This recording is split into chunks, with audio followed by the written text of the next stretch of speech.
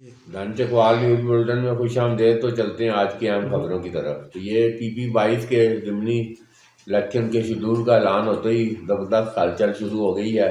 تو بہرحال یہ توقع تھی کہ یہ اپریل کے مہینے میں یہ الیکشن ہونا ہے، تو بہرحال یہ اس کا باقاعدہ شیڈول بھی جاری ہو چکا ہے، اور یہ 16 مارچ سے 18 مارچ تک کاغذات نامزدگی داخل ہونے ہیں۔ تو بہرحال یہ صورتحال بڑی دلچسپ ہے۔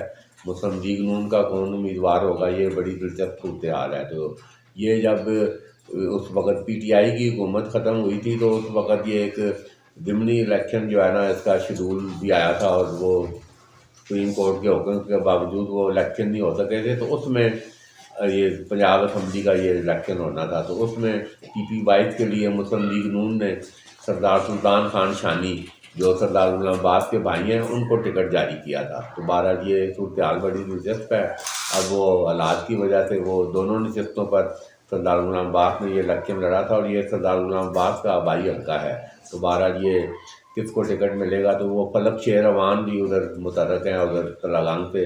تو بہرحال یہ اگر ایک جائزہ لیا جائے تو 60% یہ حلقہ PP 22 جو ہے یہ تحصیل چکوال ہے، اور 40% تحصیل تلنگانہ ہے۔ تو یہ عمومی طور پر یہ صرف ایک بار سید تقریب رضا شاہ ادھر تلنگانہ سے MPA منتخب ہوئے تھے، تو عموماً یہ زیادہ تر یہ حلقہ ادھر ایک حلقے سے سردار غلام عباس منتخب ہوئے تھے۔ یہ اس وقت جب یہ غیر جماعتی انتخابات تھا، تو پھر اس کے بعد یہ سردار آفتاب اکبر یہ منتخب ہوئے ہیں یہ 2018 میں۔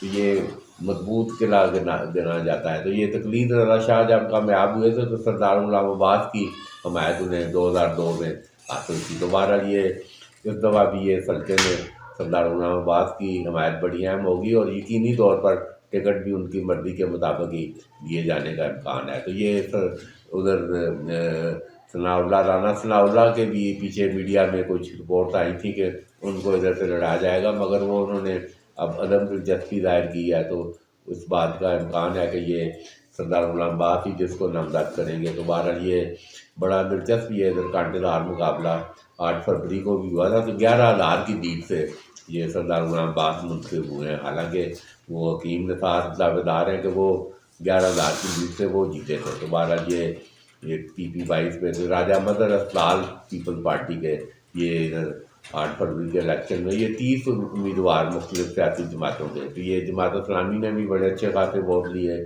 تحریک لبیک پاکستان نے بھی اس حلقے سے کافی ووٹ لیے۔ تو بہرحال ابھی یہ مقابلہ ان تینوں سیاسی جماعتوں کے درمیان ہی۔ تو ابھی یہ جس طرح انڈرسٹینڈنگ پیپل پارٹی اور مسلم لیگ نون کی اوپر، بہرحال اگر پیپل پارٹی نے اپنا امیدوار میدان میں اتارا تو راجہ مدر اسلال کی فیورٹ بتائے جاتے ہیں۔ تو بہرحال یہ ایک دلچسپ صورتحال آئندہ 2-3 دنوں میں یہ کاغذات نامزدگی جب داخل ہوں گے تو یہ صورتحال واضح ہونا شروع ہوگی۔ تو بہرحال مقابلہ ابھی تک ان تینوں بڑی سیاسی جماعتوں کے درمیان ہی، PTI کے آزاد امیدوار، مسلم لیگ نون اور پاکستان پیپل پارٹی۔ تو بہرحال یہ آنے والے 2-3 دنوں میں صورتحال مزید واضح ہوگی۔